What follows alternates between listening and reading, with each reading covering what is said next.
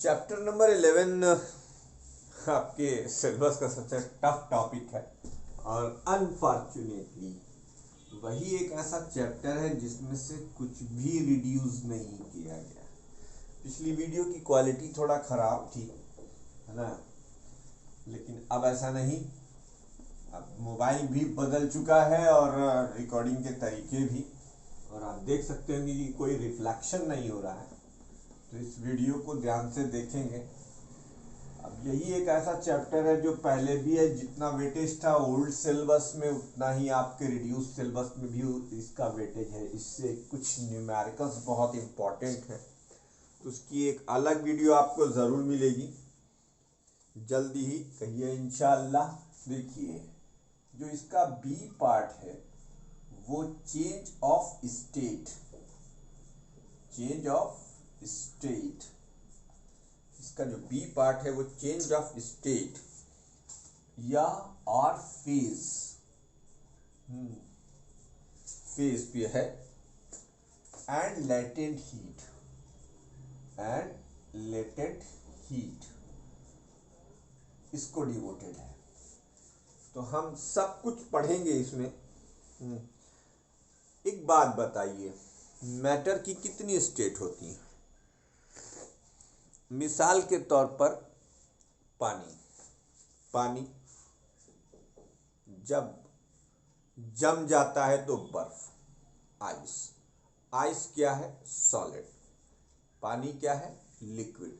और जब आप उसे किसी पतीली में रखकर गर्म करते हैं, एग्जैक्ट वर्ड मुझे याद नहीं आ रहा क्या कहते हैं उसे इंग्लिश में, पतीली को, तो बहरहाल तो वो जब गर्म होता है तो वेपर।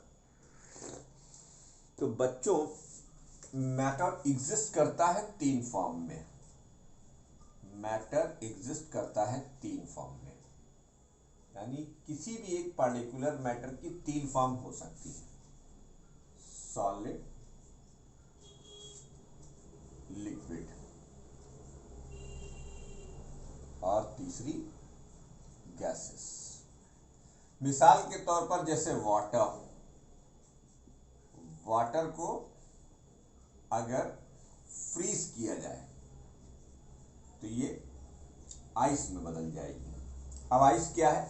वाटर की सॉलिड स्टेट है, वाटर नहीं, वाटर, वाटर। और इसको अगर वेपोराइज किया जाए तो ये बदल जाएगा किसमें? स्टीम। तो आप देख सकते हैं इसी तरीके से कोई भी मैटर हो उसकी तीन स्टेट होती हैं: सॉलिड, लिक्विड और गैसेस। इस चैप्टर का इस टॉपिक का प्राइमरी कंसर्न ये है कि जब मैटर एक स्टेट से दूसरे स्टेट में चेंज होता है तो हीट के साथ क्या होता है। हीट का और मैटर की फेस के चेंज का, यानी स्टेट की चेंज का कोई रिलेशन है, और अगर है तो वो कैसा है? वो कैसा है? अब यहां से कुछ नोटिसेबल पॉइंट हम आपकी बुक से चुरा कर आपके लिए लिखेंगे। The same matter, any matter, the same matter can exist in all the three phases, all the three phases, under the different conditions of temperature and pressure. The same matter can exist, the same matter can, कभी कभी मैं बोलते बोलते लिखता चला जाता हूँ, बीच की चीज छोड़ देता हूँ, उसके लिए माफी। The same matter can exist in all the three phases under different conditions, under different conditions, under different conditions of temperature and pressure, temperature and pressure। एक ही मैटर, वही जो मैंने कहा वही मैंने लिख दिया, टेम्परेचर एंड प्रेशर। एक ही मैटर डिफरेंट स्टेट में एग्जिस्ट कर सकता है टेम्परेचर और प्रेशर की, राइट। तो matter anything which occupy space in earth is volume in space is known as matter. अब what is phase change? What is phase change या change of phase? तो change of phase क्या है बेटा? Change of phase is the process of change of state of matter. One state of matter into another state. मिसाल के तौर पर water अगर गर्म किया जाए, यानी आप उसका टेम्परेचर बढ़ा दें, प्रेशर कांस्टेंट रखें, तो वो स्टीम में बदल जाएगा, यानी गैसियस फॉर्म में आ जाएगा। मिसाल के तौर पे वाटर को अगर आप 0 डिग्री सेंटीग्रेड टेम्परेचर पे रख दें तो फिर धीरे धीरे जैसे आपके फ्रीजर में अब वाटर आइस में बदल जाता है। अब हम आपको समझाएंगे एक फ्लो चार्ट। क्या समझाएंगे? फ्लो चार्ट कि अब ये जो चेंज ऑफ फेस होती है, इस चेंज ऑफ फेस में इसका रीजन क्या होता है? What is the cause of face change? The cause of face change is the heat transfer. देखिए आ गया heat. The cause of face change is heat transfer. The cause of face change is heat transfer. The cause of face change is heat transfer. Heat transfer की वजह से face का change होता है। The cause of face change is heat transfer. पिछली video के comparison में ये वीडियो के ऊपर हम आपसे कुछ कमेंट जरूर चाहेंगे, क्योंकि अब लगता नहीं कि मुझे कि आपको कोई खराबी दिखाई देगी इन वीडियोस में, है ना? ठीक है, अब ये वीडियो को पॉज कर आप नोट कर लीजिए। बच्चों यही एक ऐसा चैप्टर है, मैं एक बार अपनी बात फिर से दोहरा देता हूँ, जिसमें से कुछ भी डिलीट नहीं किया गया।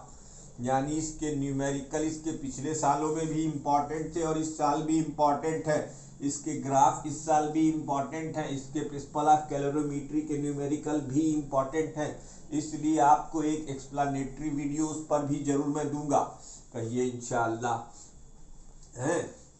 लेकिन वीडियो को देखिए भाई, आप लोग तो वीडियोस देखते ही नहीं, खुद भी देखिए और अपने फ्रेंड्स को इनकरेज कीजिए वीडियोस को देखने के लिए। अरे भाई मैं कोई लाइक नहीं मांग रहा, कोई सब्सक्राइब नहीं मांग रहा, और वो भी इसलिए कह रहा हूँ कि जो आप भाड़े के टट्टुओं को देखते हैं उससे अच्छा कम से कम आपके सर ने आपके लिए मेहनत करी है, उसे प्लीज देखिए। आप भाड़े का वीडियो देखते हैं, फ्री का वीडियो देख लीजिए। तो ना समझ में आए मुझसे बताइए, मैं एक्सप्लेन करूंगा, डिफरेंट वेज में एक्सप्लेन करूंगा। जैसे ये एक्सप्लेनेटरी वीडियो है पूरा, इसमें कोई चीज शॉर्ट में नहीं होगी। अब एक ब्लॉक डायग्राम समझते हैं। तो साहब पिछले व्हाइट बोर्ड पर लिखी हुई बातों से यह साबित भी हुआ, अरे साबित तो नहीं हुआ लेकिन कहा गया कि मैटर की 3 स्टेट होती है। और ध्यान से सुनना, एक है सॉलिड, दूसरी है लिक्विड,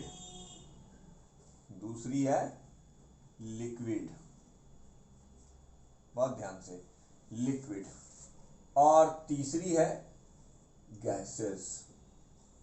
ये देखिए, ठीक। अब अगर सॉलिड से लिक्विड में बदला, the process of changing the state of solid to state of liquid, इसको मेल्टिंग कहते हैं। क्या कहते हैं? मेल्टिंग। मेल्टिंग में क्या होता है? सॉलिड से लिक्विड में चेंज होता है। अब अगर लिक्विड से सॉलिड में चेंज हो, ठीक है भाई, इधर से इधर पिघलना और इधर से इधर जमना, यानी क्या कहलाएगा? फ्रीजिंग। ये प्रोसेस क्या कहलाएगा? फ्रीजिंग। आप कंफ्यूज ना हो, इसलिए तीर को 3 बार बना देता हूं। ये देखिए, ये मेल्टिंग का प्रोसेस है। मेल्टिंग मतलब सॉलिड से लिक्विड, और फ्रीजिंग का मतलब लिक्विड से सॉलिड, यानी तीर इधर रहेगा और तीर इधर रहेगा। ठीक है, क्लियर।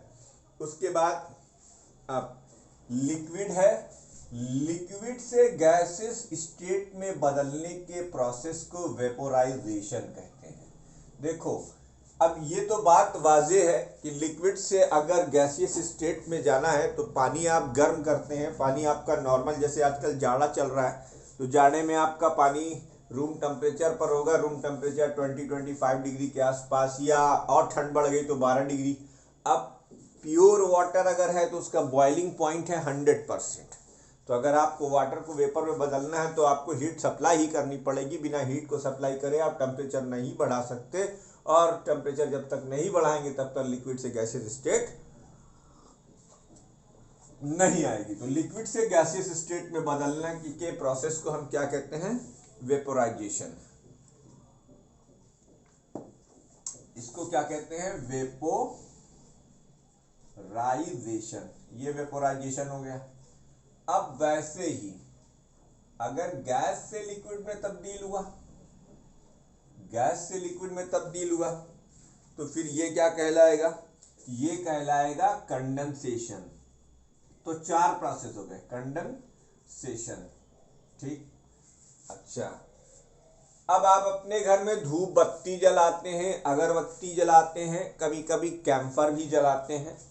कैम्फर सॉलिड है, सॉलिड को जलाकर डायरेक्ट आप गैसियस फॉर्म में लाते हैं, ऐसे। ये क्या कहलाता है? सब्लिमेशन।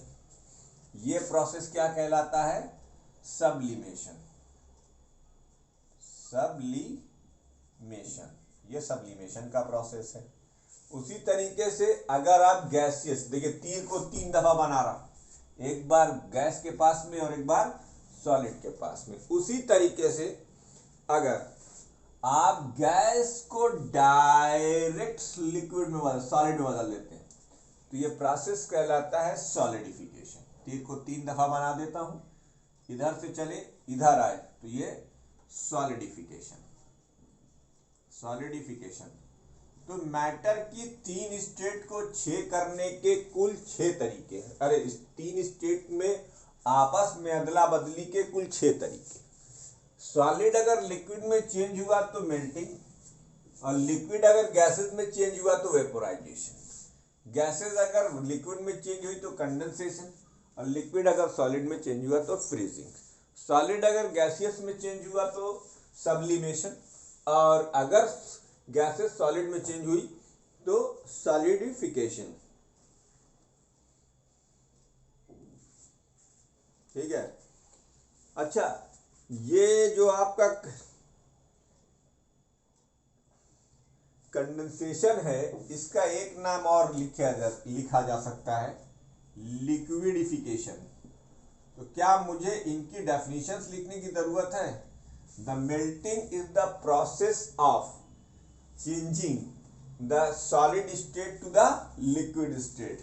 मेल्टिंग क्या है बेटा? Melting is the process, melting is the process of change of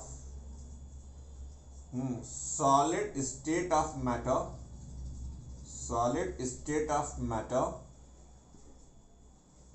into liquid state। ये मेल्टिंग की डेफिनेशन हो गई। उसी तरीके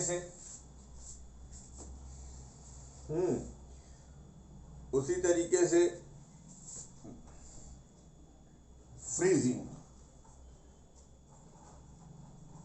freezing is the process of change of liquid state of matter into solid state।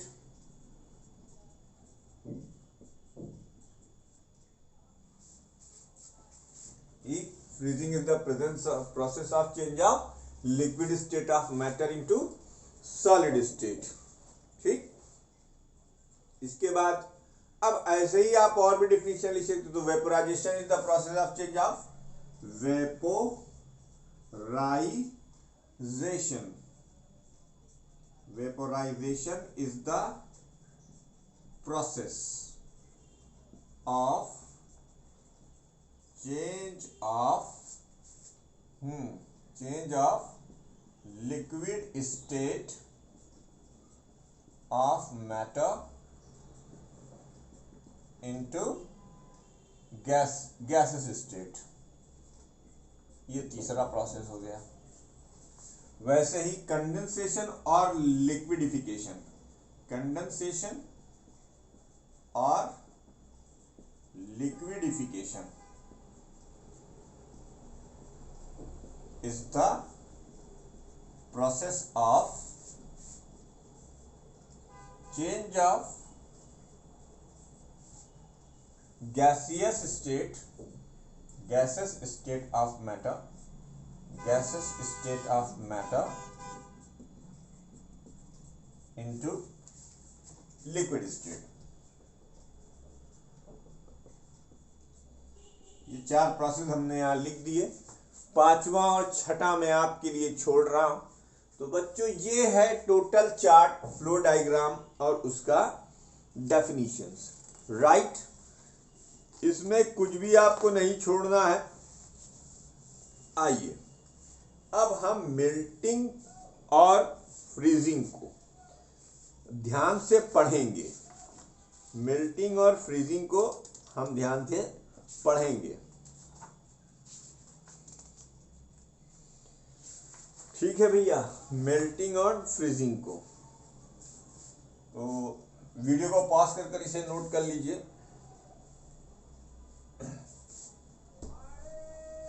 इसमें कुछ भी नहीं छोड़ना है। मैं बार बार रिपीट कर रहा हूं, इस बात को कृपया ध्यान में रखेंगे।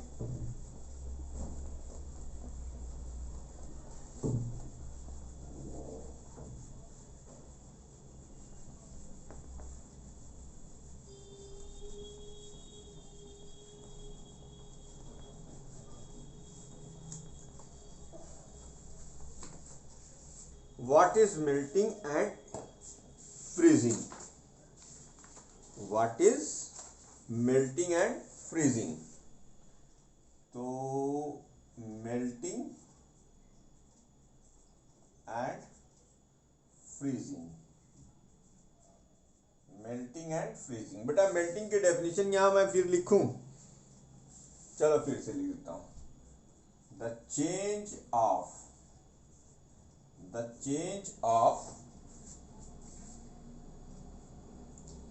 solid to liquid phase। बस पिछली डेफिनेशन से और इस डेफिनेशन में एक बात बढ़ा दी गई है। The change of solid to liquid phase by absorbing heat at constant temperature, at a constant temperature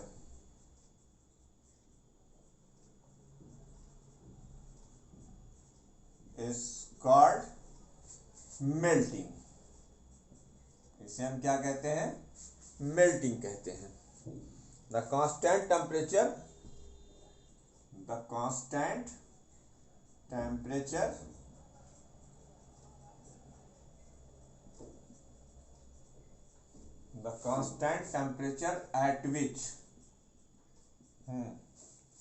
at which solid changes to liquid phase,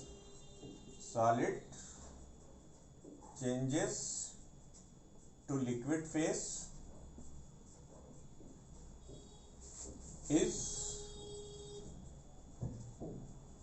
known as the constant temperature at which solid changes to liquid phase is known as melting point।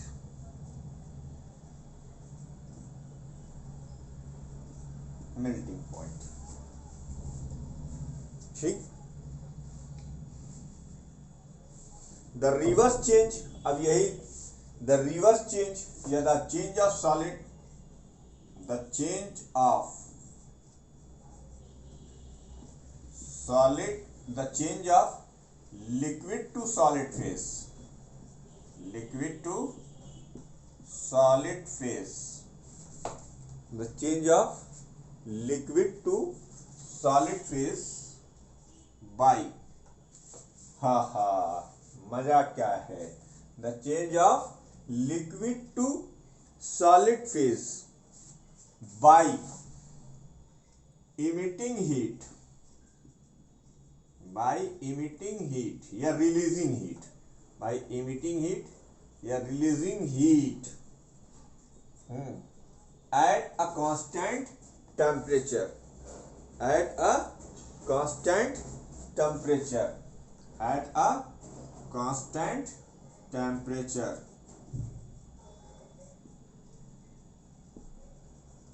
is called freezing, जमाना, and the constant temperature, the constant temperature at which liquid changes to solid phase, to solid phase is known as freezing point, इसे क्या कहते हैं, freezing point. तो इसका मतलब क्या हुआ, हीट एब्जॉर्ब होती है जब सॉलिड लिक्विड में बदलता है, यार मॉलिक्यूल्स को एक्सपैंड करना है, तो एक्सपेंशन के लिए आपको एनर्जी देनी पड़ेगी, तभी तो आदमी फैलेगा। ठीक है, उसी तरीके से जब सिस्टम को कॉन्ट्रैक्ट करना है तो मॉलिक्यूल्स अपनी एनर्जी बाहर करेंगे, तो जब क्या बोलते हैं कि मेल्टिंग होती है तो वहां पर आपको टेम्परेचर कम दिखाई देगा, और जब फ्रीजिंग होती है तो टेम्परेचर हीट लिबरेट करेगी, और जब मेल्टिंग होगी तो हीट जो है वो एब्जॉर्ब होगी। हीट क्या होती है, एब्जॉर्ब, अगर हीट एब्जॉर्ब होगी तो मेल्टिंग, और हीट लिबरेट होगी तो हीट रिजेक्ट होगी या हीट लिबरेट होगी या हीट इमिट होगी, तो फिर वो क्या कहलाएगा, फ्रीजिंग। फॉर एग्जाम्पल आइस को वाटर में तब्दील करना, फॉर एग्जाम्पल आइस को वाटर में 0 डिग्री सेंटीग्रेड पर तब्दील किया जाता है, 0 डिग्री सेंटीग्रेड, और फिर ये वाटर से आइस। तो बेटा देखो, ये आइस से वाटर का बनना क्या कहलाता है, मेल्टिंग, और वाटर से आइस का बनना क्या कहलाता है, फ्रीजिंग। तो यहां पे क्या होगा, यहां पर होगा हीट रिलीज्ड, और यहां पर क्या होगा, हीट रिजेक्टेड। उम्मीद करता हूं आपको मेल्टिंग और फ्रीजिंग समझ में भी आया होगा और वीडियो में क्लियर कट दिख भी रहा होगा। तो वीडियो को पॉज कर इसको नोट कर लीजिए। आइए अब हम लोग मेल्टिंग कर्व पढ़ेंगे, ये एक इंपॉर्टेंट टॉपिक है। ठीक, तो वीडियो को पॉज कर इसको नोट कीजिए।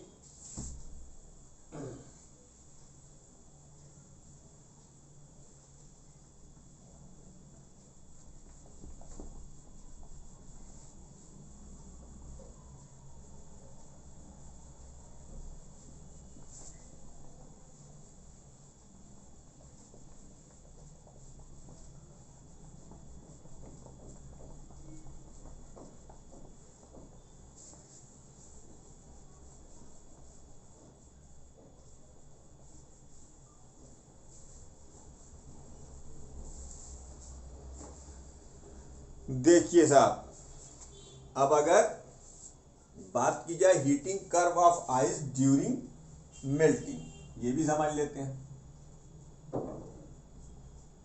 Heating curve of ice during melting, melting के दौरान क्या होता है। अब मेल्टिंग एकदम से तो शुरू होगी नहीं, बेसिक कॉन्सेप्ट समझें। अब जैसे मान लीजिए किसी पर्टिकुलर टेम्परेचर पे कोई सॉलिड रखा हुआ है, या बर्फ ले लीजिए, या मान लीजिए कोई चीज़ आप पकाना चाहते हैं।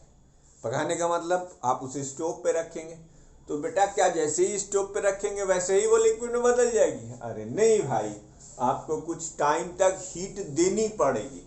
जब आप कुछ टाइम तक हीट देंगे, तो फिर उसका टेम्परेचर धीरे धीरे धीरे बढ़ेगा। बढ़ते उस एक पार्टिकुलर टेम्परेचर पर पहुंचेगा, जिसे आप मेल्टिंग पॉइंट कहते हैं। जब आप उस मेल्टिंग पॉइंट टेम्परेचर पर पहुंच जाएंगे, तब फिर सॉलिड जो है वो लिक्विड में बदल जाएगा।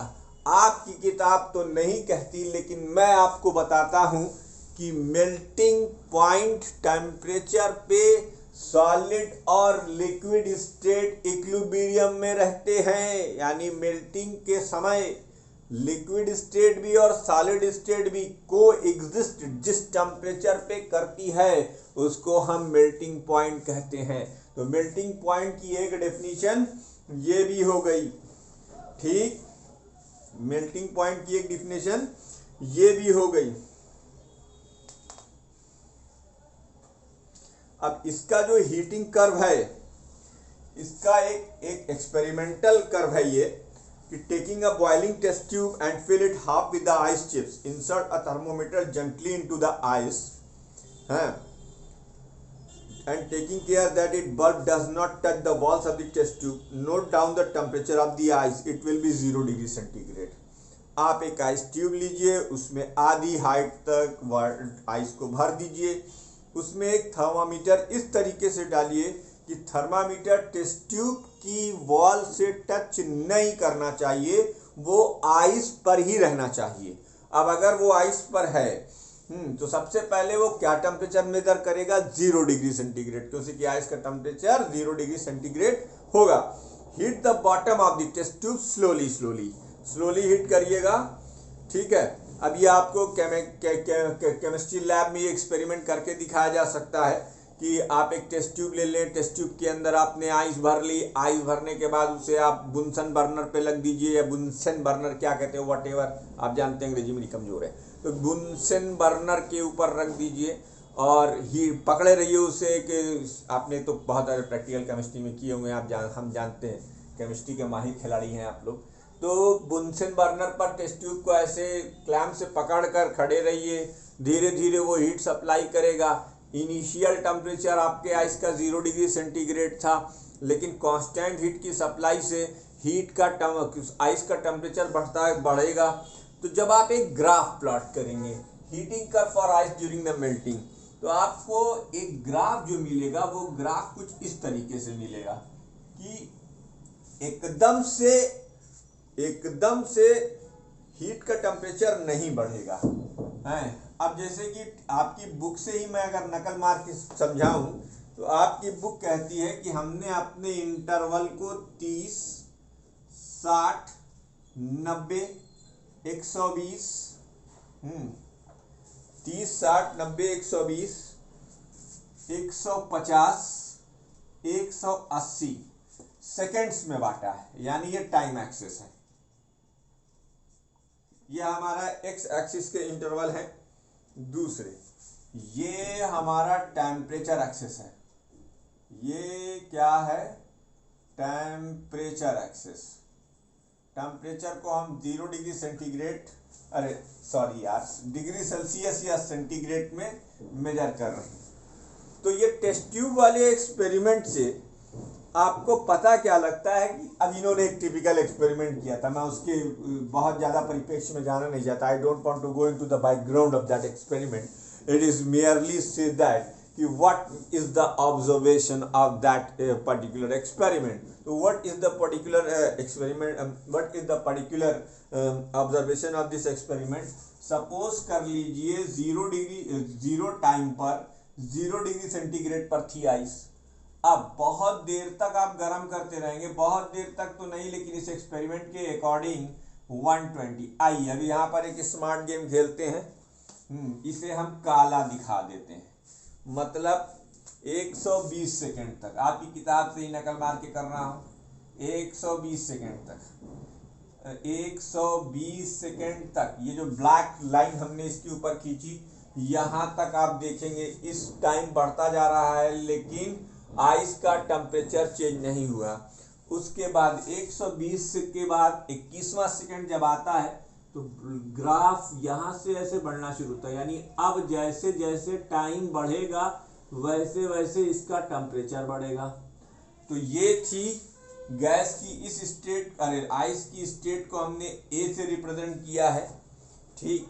फिर हमने वहाँ जहाँ से इसका टेम्परेचर बढ़ना शुरू किया उसे बी से रिप्रेजेंट किया है। ये है heating curve for the ice initially at 0 degree centigrade. ये क्या है, heating curve of ice eight 0 degree centigrade. Heating curve of ice eight 0 degree centigrade initially. इस ग्राफ से जो इंपॉर्टेंट ऑब्जर्वेशन निकल कर आया वो क्या कि from the graph it is clear that the temperature is constant. From the graph क्या निकल कर आया, अब देखो यार यहाँ तक तो हीट का टेम्परेचर कांस्टेंट है, ये ग्राफ बता रहा है। तो from the graph it is clear that the temperature of ice remains constant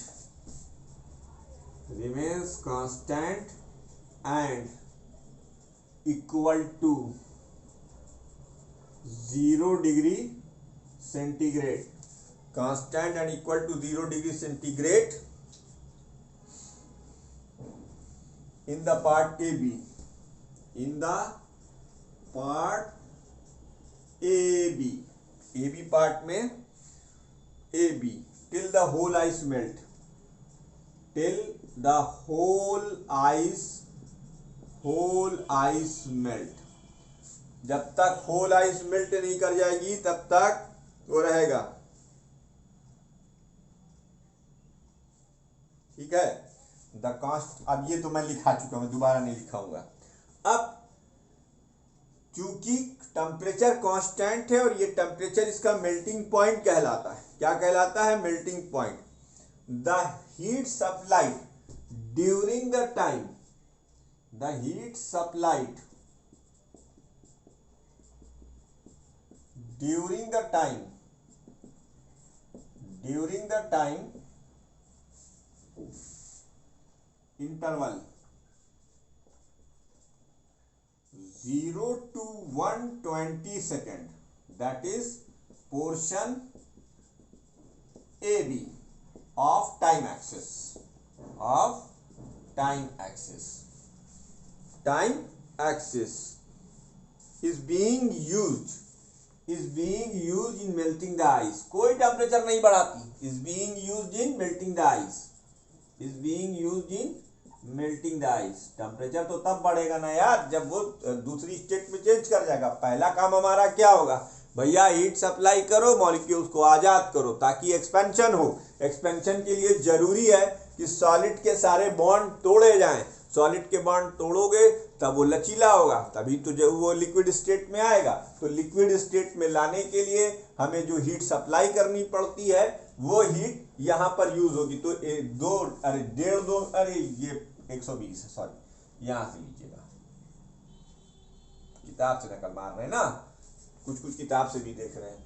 तो ये देखिए, ये जो हीट है ए से बी पोर्शन तक, ये जो ब्लैक हीट आपने सप्लाई करी हुई है, ये ब्लैक हीट का काम क्या है, आइस को मेल्ट कराना है। ये क्या है, मेल्टिंग ऑफ आइस है। ठीक, the heat supplied is use in melting ice. After this the temperature of the water form by the melted ice begins to rise. After this, अब इसके आगे का कंक्लूजन क्या है? अब बी पोर्शन के बाद, after this, after the portion A B, portion AB, the heat supplied to the ice rises the temperature of melted ice, that is water, which is represented by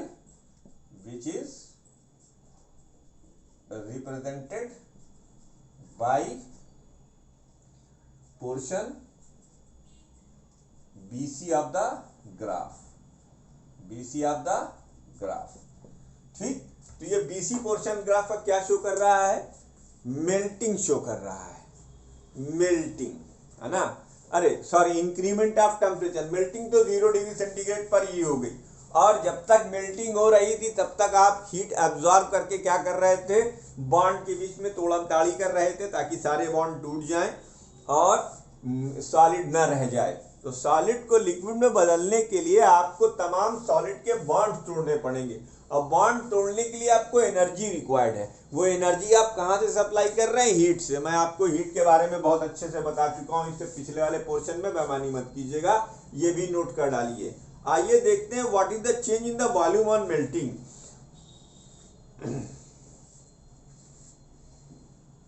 ठीक है, तो most of the substance, होता ये है कि जब most of the substance heated किए जाते हैं तो वो एक्सपैंड करते हैं। क्या करते हैं बेटा? एक्सपैंड करते हैं।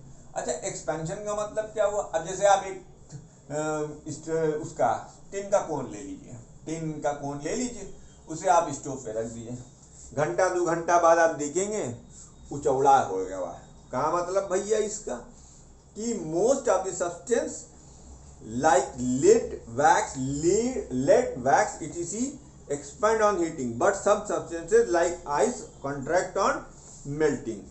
ठीक है, तो कुछ सब्सटेंसेस मेल्टिंग में, कुछ सब्सटेंसेस जब मेल्ट करते हैं तो वॉल्यूम एक्सपेंड करता है। तो मोस्ट ऑफ द सब्सटेंस, ये मोस्ट ऑफ द सब्सटेंस के साथ होता है। Most of the substance, most of the substance expand on heating। अब ये most of the substance expand on heating, ठीक है, most of the substance expand on heating, but some substance like ice contract on melting, but some, ये note point में लिख लीजिएगा, इसकी heading लिखने की जरूरत नहीं, बस आपको याद ये रखना है कि most of the substances expand on heating but some substances, अब सम में संख्या बहुत कम है, but some substances like water expand on heating. ठीक है, वाटर, अरे अरे अरे water contract, ice contract on heating. Ice क्या करती है बच्चों? कॉन्ट्रैक्ट करती है। ठीक, आइस क्या करती है? कॉन्ट्रैक्ट करती है। अब what is the effect? What is the effect of pressure on the melting point? Video को पॉज करके ये सब नोट कर डालिए। अब हम अगली टॉपिक पढ़ाने आ रहे हैं, मोस्ट ऑफ द सब्सटेंस। मैं वीडियो की क्वालिटी पर कमेंट नीडेड है, बताइएगा आवाज और क्वालिटी में क्या फर्क है पिछली और इस वीडियो में। फिर कंटेंट तो आप जानते ही हैं कि कंटेंट तो पूरी ईमानदारी के साथ आपके सामने रखा जाता है। यहाँ पर जो लिखा जाएगा उसे समझाया भी जाएगा, साथ साथ में लिखने और समझाने की कला आपने मेरी 9th क्लास से ही देखी हुई है, इसलिए आप अच्छे से जानते हैं। प्लीज कमेंट कीजिएगा और मुझे बताइएगा कि क्या डिफरेंस पाया आपने effect of pressure on the melting point. Effect of pressure on the melting point. Effect of the pressure on the melting point. The melting point of the substance. The melting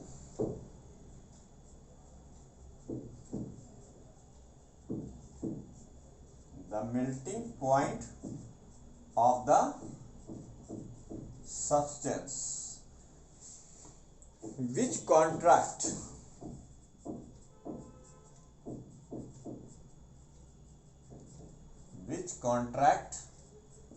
on melting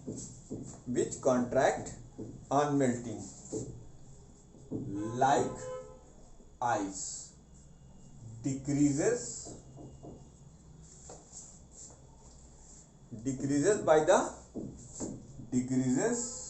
the increase in pressure।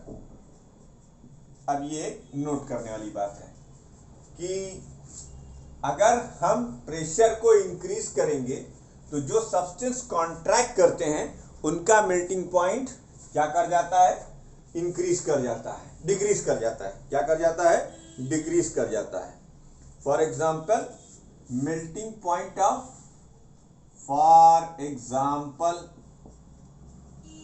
melting point of ice decreases by 0.0072 degree centigrade. ठीक है भाई, for every 1 atmospheric rise in pressure per unit rise in atmospheric pressure, per unit rise in atmospheric pressure। अच्छा, इसका एक example मैं आपको दे दूं। जैसे अपन ने सुना हुआ सियाचिन और कारगिल, लद्दाख और लेह, इन सब जगहों पर जो काफी हाइट पर हैं वहां प्रेशर बहुत कम होता है। जब प्रेशर बहुत कम होता है तो मेल्टिंग पॉइंट डिक्रीज कर जाता है, इंक्रीज कर जाता है। अब अगर तुम्हें चाय बनानी है तो चाय भी वहां तुम्हें प्रेशर कुकर में बनानी पड़ेगी। अपन लखनऊ में चाय कैसे बनाते हैं भाई, लखनऊ ले लो, मुंबई ले लो, असम ले लो, कहीं ले लो, इन सब जो लो हाइट पर है, मतलब जो ग्राउंड सी लेवल से 1000 मीटर 1500 मीटर की हाइट पर है, उन सब जगह पर प्रेशर का वेरिएशन इतना ज़्यादा नहीं है कि वो मेल्टिंग पॉइंट पर असर डाल दे। लेकिन अब सियाचिन, कारगिल, लद्दाख, लेह या कंचनजंगा चढ़ गए आप, वहाँ पर प्रेशर बहुत कम है। तो प्रेशर जब कम है, प्रेशर के कम होने की वजह से आपका मेल्टिंग पॉइंट बढ़ जाएगा, आपको ज़्यादा टेम्परेचर पर काम करना पड़ेगा। तो प्रेशर बढ़ाना पड़ेगा, तभी तो मेल्टिंग पॉइंट कम होगा। तो प्रेशर को बढ़ाने के लिए अब आपको चाय भी प्रेशर कुकर में ही उबालनी पड़ेगी। देखिए, है ना कितनी इंटरेस्टिंग फैक्ट की बात। अब the melting point of the substance which expand on melting, the melting point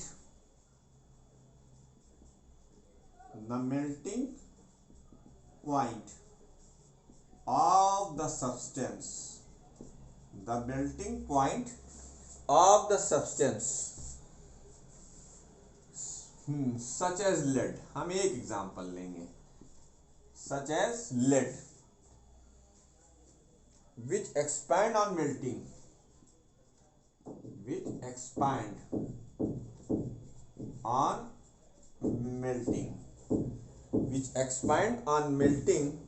increases by increase in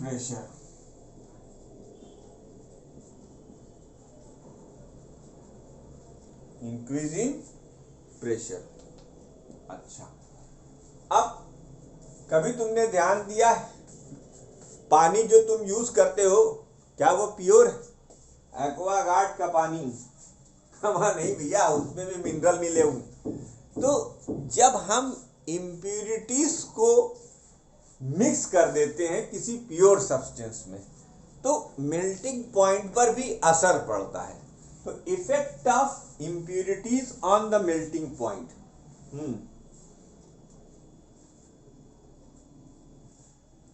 the melting point of the substance. अब वाटर ही ले लो, अगर प्योर वाटर होगा तो उबलते टाइम थर्मामीटर वाटर के अंदर डाल के देखिए 100 डिग्री सेंटीग्रेड होगा। ये भी एक पहचान है प्योर वाटर की, बरखुरदार। तो प्योर वाटर अगर होगा तो फिर 100 डिग्री सेंटीग्रेड पर ही उबलेगा, इससे पहले नहीं उबलेगा। तो प्योर वाटर है ना। तो इम्प्यूरिटी के मिलने से मेल्टिंग पॉइंट जो होता है वो डिक्रीज कर जाता है। जिसे नोट में ही लिख लो, हेल्डी हेडिंग में क्या लिखवाऊं फर्जी में टाइम खराब करने के लिए। The melting point of a substance, the melting point of a substance, the melting point of a substance decreases, the melting point of a substance decreases by the presence of impurities। अब ये question अगर आ गया तो यही तो लिखना है, what is the effect on the melting point of the substance in the presence of impurities. तो बस इतना से याद रखो, डिक्रीज कर जाता है, डिक्रीज। अब कुल्फी जब आप बनाते हैं तो उसे स्टोर करने के लिए आपने देखा होगा, आपके यहाँ जो मटका कुल्फी आती है उसके चारों तरफ वो बर्फ भरे रहते हैं, लेकिन बर्फ में नमक मिलाए रहे। तो जब बर्फ में नमक मिलाए रहेंगे तो भैया मेल्टिंग पॉइंट तो क्या कर जाएगा, डिक्रीज कर जाएगा in the presence of impurity.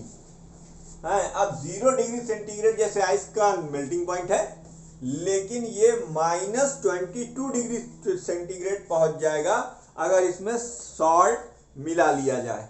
आइए अगला कॉन्सेप्ट देखते हैं, वेपोराइजेशन और बॉइलिंग। ये भी चैप्टर आसान है, मेरे ख्याल से कुछ इसमें ऐसी आफत नहीं आई है कि आपको परेशान करें। सिर्फ न्यूमेरिकल्स जो हैं न्यूमेरिकल्स इसके थोड़े लेंदी हैं, घबराइए नहीं, इसके न्यूमेरिकल्स पूरी ईमानदारी के साथ हम आपको बना कर देंगे। तो वेपोराइजेशन का प्रोसेस करते हैं। नहीं, वीडियो बहुत लंबा हो चुका है, आप देखे हुए कहेंगे, इसे आराम से देखिएगा। अब हम वेपोराइजेशन और बॉइलिंग के लिए सेकेंड वीडियो अपलोड करेंगे। Thank you very much for watching my videos. Don't like, don't share, but watch, and comment is cited for the quality of the video and the content also. Thank you very much.